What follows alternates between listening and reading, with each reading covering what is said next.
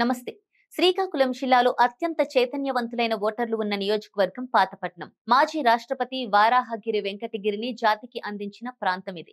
పాతపట్నం లోక్సభ నియోజకవర్గంగా ఉన్నప్పుడు ఆయన ఇక్కడి నుంచి పోటీ చేసి స్వతంత్ర భారతదేశపు తొలి పార్లమెంటులో అడుగుపెట్టారు.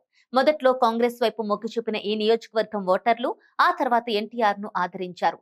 ఎన్టీఆర్ సతీమణి లక్ష్మీ పార్వతి పాతపట్నం అసెంబ్లీ స్థానానికి జరిగిన ఉప ఎన్నికలో గెలిచి అసెంబ్లీలో అడుగుపెట్టారు. పాతపట్నం, హిరమండలం, మిలియాపుట్టి, ఎల్లెన్పేట, కొత్తూరు మండలాలతో కూడి ఉంటుంది పాతపట్నం నియోజకవర్గం. సామాజిక వర్గాల పరంగా చూస్తే ఇక్కడ మొదటి నుంచి తూర్పు కాపుల ఆధిపత్యమే ఎక్కువ. జనాభా పరంగా కూడా తూర్పు కాపుల సంఖ్య అధికం. ఎస్సీ, ఎస్టీ ఓటర్లు కూడా నియోజకవర్గంలో ఎక్కువే.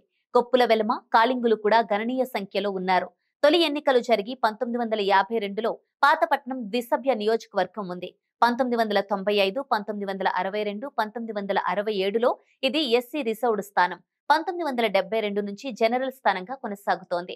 ఈ నియోజకవర్గంలో గెలిచిన అభ్యర్థుల మెజారిటీ స్థిరంగా ఉండకపోవడం ఒక ప్రత్యేకతగా చెప్పుకోవాలి. 1952 ద్విసభ్య నియోజకవర్గంలో ఎన్నికలు జరిగినప్పుడు ఇక్కడి నుంచి గెలిచిన కాంగ్రెస్ అభ్యర్థుల్లో ఒకరికి 8,190 ఓట్ల మెజారిటీ రాగా మరొకరికి 14,308 ఓట్ల మెజారిటీ వచ్చింది. 1989 ఎన్నికల్లో టీడీపీ తరపున గెలిచిన కలమట మోహన్ రావు మెజారిటీ 274 ఓట్లు మాత్రమే. పాతపట్నం అసెంబ్లీ నియోజకవర్గానికి 16 సార్లు ఎన్నికలు జరిగాయి. కాంగ్రెస్ 7 సార్లు, టీడీపీ 5 సార్లు ఇక్కడి నుంచి విజయం సాధించాయి. ఎన్టీఆర్, టీడీపీ 1 సారి, 2 సార్లు ఇండిపెండెంట్లు గెలిచారు. రాష్ట్ర విభజన తర్వాత జరిగిన 2 ఎన్నికల్లోనూ వైఎస్ఆర్సీపీ అభ్యర్థులను ఆదరించారు పాతపట్నం ఓటర్లు. టీడీపీ తరపున కలమట మోహన్ రావు 1989, 1994లో, 1999, 2004లో సంవత్సరాల్లో వరుసగా 2 సార్లు విజయం సాధించారు. ఇండిపెండెంట్ గా కూడా ఒకసారి గెలిచిన కలమట మోహన్ రావు ఇక్కడి నుంచి మొత్తంగా 5 సార్లు ఎమ్మెల్యేగా ప్రాతినిధ్యం వహించారు. 2014 ఎన్నికల్లో వైసీపీ నుంచి గెలిచిన కలమట మోహన్ రావు కుమారుడు కలమట వెంకటరమణమూర్తి ఆ తర్వాత టీడీపీలోకి ఫిరాయించారు.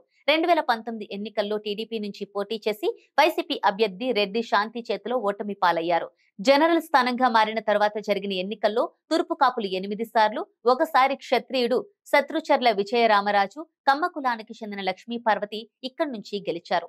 ఈ ఎన్నికల్లో వైసీపీ మరోసారి సిట్టింగ్ ఎమ్మెల్యే రెడ్డి శాంతి వైపు మొగ్గు చూపుతోంది.